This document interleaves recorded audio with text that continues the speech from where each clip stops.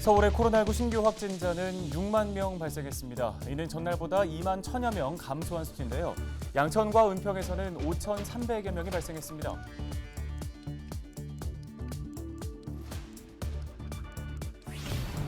오세훈 서울시장이 주택 공급 대책으로 내놓은 모아주택 사업 첫 공모 결과 양천에서는 신월 1동 등 3곳이 신청했습니다. 서울시는 2026년까지 모아타운 사업을 통해 주택 3만 호를 공급한다는 계획입니다. 자세한 소식 전해드립니다.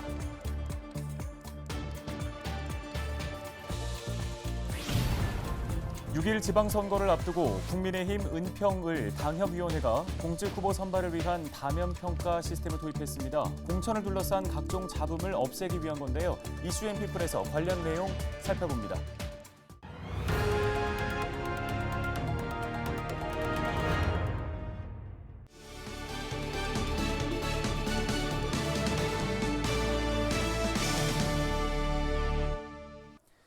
시청자 여러분 안녕하십니까? 헬로티비 뉴스입니다. 먼저 코로나19 소식입니다. 서울의 코로나19 신규 확진자는 전날 0시 기준 신규 확진자보다 2만 1천여 명이 감소한 6만 131명을 기록했습니다.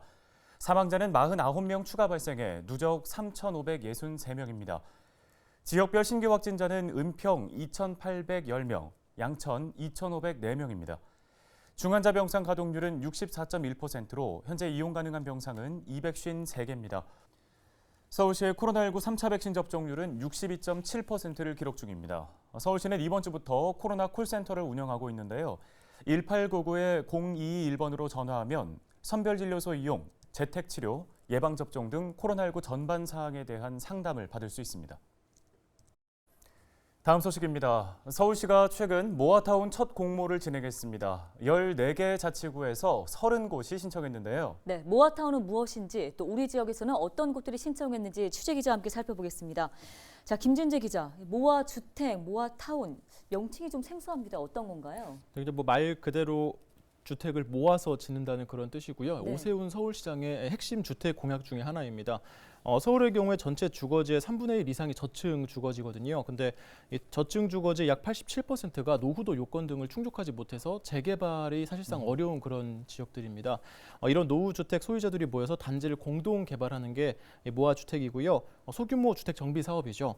모아타운은 이렇게 개별 소규모 주택 정비 사업이 집단적으로 이루어지는 10만 제곱미터 이내의 구역을 소규모 주택 정비 관리 지역으로 지정하는 겁니다. 그리고 모아타운 내에 주차장과 공원 등 기반 시설을 함께 조성해서 마치 아파트 단지를 개발하는 것처럼 그렇게 주거 환경도 함께 개선하는 그런 방식입니다.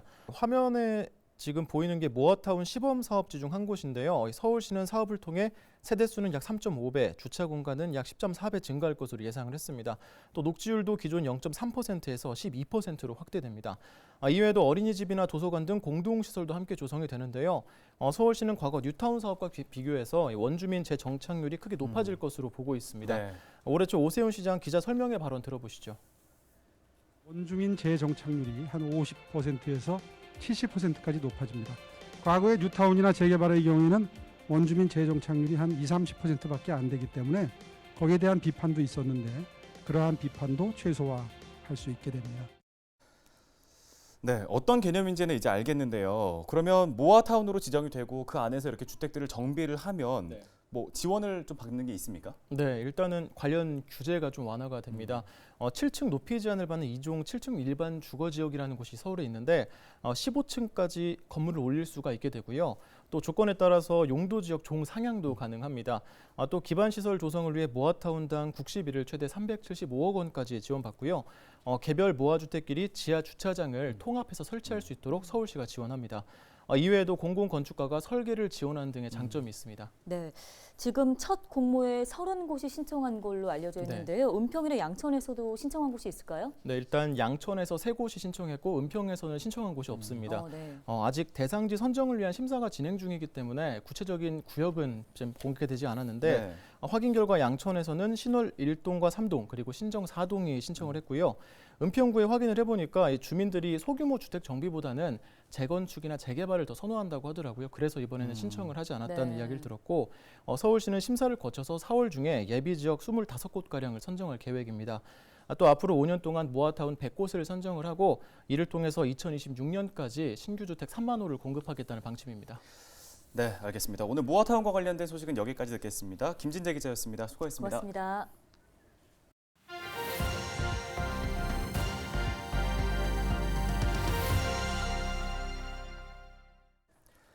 제8회 전국 동시지방선거가 2달여 앞으로 다가온 가운데 정당마다 후보자 심사가 한창 진행 중입니다.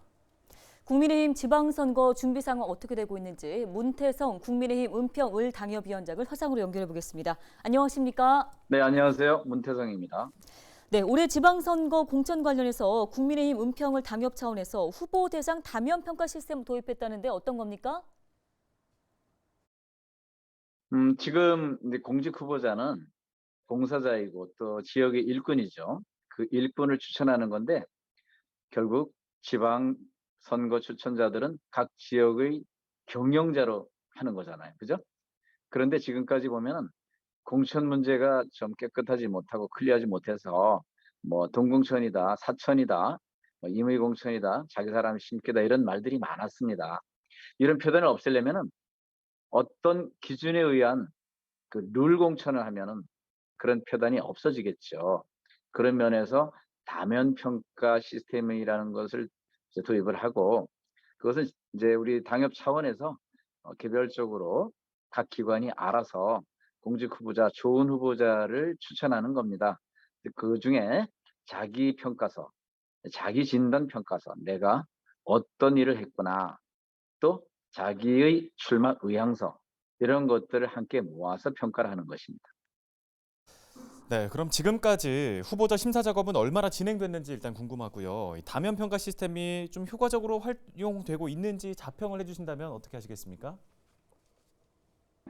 지금까지 보면은 왜 내가 공천이 안 됐느냐, 왜 나는 잘하고 있는데 그런 이제 의견을 많이 낼 수가 있어요. 그러나 사전에 지금부터 한 1년 전쯤 앞으로 이러이러한 것들을 평가하겠다. 그러니까 그런 것들을 잘 유념해서 해라 하고 사전에 공지하고 그것을 계량화한다면 자신이 내 점수가 어느 정도다 하는 것을 알 수 있을 것이고 그런 역량 평가를 이제 이미 마친 상태입니다. 기본적으로 자기 출마에 관한 의향서들은 뭐 어느 지역에 갈 것이다. 그리고 어떤 일을 할 것이다. 내가 어떤 기반을 가지고 있습니다. 득표는 어떻습니다. 봉사활동은 이랬습니다 하는 그런 그 자기에 관한 것과 그리고 이제 기본적으로 중요하게 보는 것들이 몇 가지 있죠. 우리가 보는 당신은 당에 어떤 기여를 했느냐, 또 지역에는 어떤 기여를 했느냐, 그리고 당원 가입이라든지 또 정당 활동이라든지 또 지역 뭐 유권자에게 어떤 영향을 보이고 민원 해결은 어떻게 하고 이제 그런 것들을 쭉 수치 계량화를 해서 스스로 평가하도록 한 것이고요. 이것에 대해서 한 차례 우리가 지구당 차원에서 그런 심사위원회를 구성해서 심의를 마친 상태입니다. 현재. 그리고 곧 이제 4월 4일부터 5일 정도 양일간의 중앙당의 공천 신청이 있기 때문에 미리 후보님은 어느 쪽에 출마하면 좋겠습니다라고 예비 추천을 할 생각입니다. 네, 윤석열 네. 당선인이 5월 10일에 취임합니다. 이번 지방선거는 이제 여야가 바뀐 상태에서 치러지게 되는데요. 은평구 선거 어떻게 전망하십니까? 네. 지난번 2018년 지방선거는 아주 편파적인 그리고 기울어진 운동장에 의한 선거였습니다. 그것은 뭐 대통령도 정권도 교체가 되었고 이어진 선거였기 때문이었죠. 그러나 이번에는 또 세월이 흐르고 또 많은 국민들이 유권자들이 의식도 달라졌기 때문에 만약에 은평구 의회 예를 든다면은 15대 4 정도의 비율로 민주당이 앞서 있었죠. 일방적이고 완전히 뭐 편파적인 그러한 지난 은평구의 운영이라고 봅니다. 거기다가 12년 동안 구청장을 하고 있었기 때문에 그것도 좀 탈환해야 되겠고 또 시의원 뭐 당연히 전멸이었고요. 자, 이번에는 이미 이제 오세훈 시장 작년 선거에서 또 오세훈 시장이 바뀌었고 또 이번에 대통령도 바뀌었기 때문에 전체적으로 다른 양상이 일어날 것이고 또 국민들이 기대하는 것이 어느 일방이 마음대로 할 수 있도록 그렇게 놔두지는 않습니다. 그런 면에서 좀 많이 달라질 거라고 생각을 합니다. 기대하고 있습니다. 네, 오늘 말씀은 여기까지 듣겠습니다. 문태성 국민의힘 은평을 당협위원장이었습니다.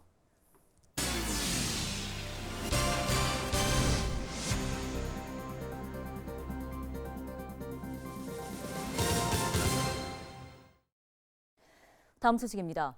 양천구 신정 내거리 주변은 주택과 상가가 밀집해 있어 주차 공간이 부족한 지역 중에 하나입니다. 양천구가 신정 내거리에 공영 주차장을 마련하고 4월 1일부터 한 달간 시범 운영하는데요. 이번에 생긴 공영 주차장은 84명 규모로 주차 요금은 5분당 50원입니다. 시범 운영 기간 중에는 무료로 이용할 수 있습니다. 양천구 의회 오진환 의원이 30일 새벽 별세했습니다. 양천구 의회는 고인이 평소 앓던 지병으로 별세했다고 밝혔습니다. 국민의힘 소속 의원인 고인은 6대부터 8대 양천구 의원을 지냈는데요. 빈소는 양천 효병원 장례식장이 마련돼 있고 발인은 4월 3일입니다. 양천경찰서가 30일 목동 경인초등학교 앞에서 등굣길 교통안전 캠페인을 진행했습니다. 최근 경인초등학교 통학로에서 자전거와 이륜차가 횡단보도를 통행하는 일이 잇따르자 이번 캠페인을 마련한 겁니다. 캠페인에는 양천경찰서 직원을 비롯해 국민의힘 조수진 의원과 경인 아버지회, 경인초등학교 관계자 등 30명이 참여했습니다. 캠페인 참여자들은 등굣길 주변에 횡단보도 안전 관련 현수막을 설치하고 홍보 물품을 배부했습니다. 양천경찰서는 앞으로도 교통 사망 사고 예방을 위해 캠페인과 교육, 홍보를 진행할 계획입니다. 네, 오늘 헬로티비 뉴스가 준비한 소식 여기까지입니다. 네, 시청해주신 여러분 고맙습니다.